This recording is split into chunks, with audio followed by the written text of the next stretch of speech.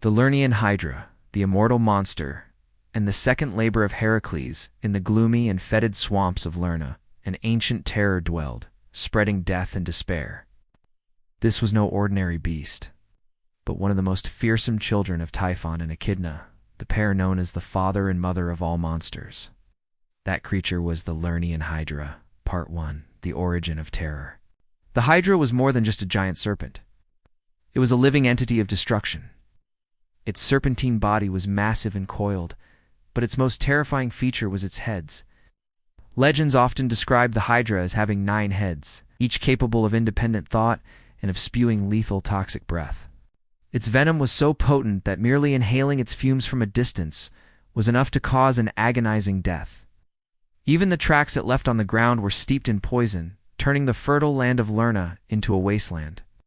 The Hydra hid in an underwater cave, which was believed to be a gateway to the underworld. It would frequently emerge to ravage the surrounding lands, devouring livestock and any unfortunate person who strayed into its domain. But what made the Hydra a nearly impossible challenge was its phenomenal regenerative ability. If one head was severed, 2 new ones would sprout from the wound almost instantly. The more one attacked it, the stronger and more terrifying it became. Part 2. The impossible task of Heracles. The story of the Hydra is intrinsically linked to the second of the 12 labors of Heracles. King Eurystheus, who always sought to bring about Heracles' demise, commanded the hero to destroy this monster, certain that it was a suicide mission. Heracles, with his unwavering courage, accepted the challenge. He did not go alone, but was accompanied by his nephew, Iolaus, who drove his chariot. Upon reaching the Lerna swamp, Heracles covered his mouth and nose with a cloth to avoid inhaling the toxic fumes. To lure the monster out of its cave, he fired flaming arrows into its lair.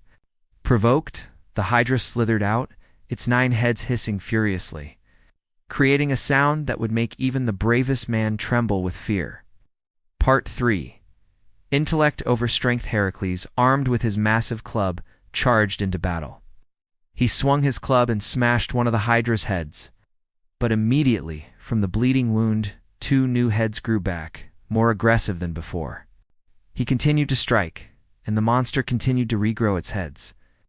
Heracles realized that brute strength alone would lead only to failure. The more he fought, the more numerous and dangerous his enemy became. While Heracles was struggling, the goddess Hera, who had always hated him, sent an ally for the monster, a giant crab named Carcinus. The crab scuttled out of the swamp and pinched Heracles' foot, trying to throw him off balance. Enraged, Heracles crushed the crab with his mighty strength, but this interruption only made him realize he needed a new strategy. It was at this moment that intellect shone through. Heracles shouted to Iolaus and gave a decisive command: "Bring fire! I will cut, and you will burn." Iolaus quickly lit a large torch. From that point on, the battle changed completely. Every time Heracles severed one of the Hydra's heads, Iolaus would immediately press the flaming torch to the stump. The intense heat cauterized the flesh, preventing new heads from regenerating. In this manner, one by one, 8 of the Hydra's 9 heads were neutralized. Part 4. The immortal head and the poisonous legacy. However, the 9th head, the one in the very center, was special. It was immortal and could not be destroyed. After dealing with the other 8 heads, Heracles used his golden sword, a gift from the goddess Athena, and sliced off the final, immortal head. The head remained alive, hissing and snapping, even after being detached from the body. Heracles and Iolaus quickly dug a hole and buried the immortal head, then rolled a massive boulder on top to seal it away forever. The victory was complete, but Heracles wasted nothing from the monstrous beast. He slit the Hydra's corpse open and dipped his arrows into its venomous blood. From that day on, Heracles' arrows became a deadly weapon. Anyone struck by them, even with a mere scratch, would die in agony from the Hydra's incurable poison. Conclusion: a symbol of vicious challenges as a reward for her loyal servants, who fought against Heracles. The goddess Hera placed the images of the Hydra and the crab Carcinus in the night sky, creating the constellations of Hydra, the sea serpent, and Cancer, the crab. The story of the Lernaean Hydra is more than just a monster battle. It is a classic lesson about confronting seemingly impossible problems.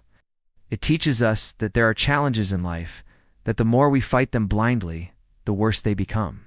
To achieve victory, we need not only strength, but also intelligence, strategy, and sometimes the help of a trusted ally.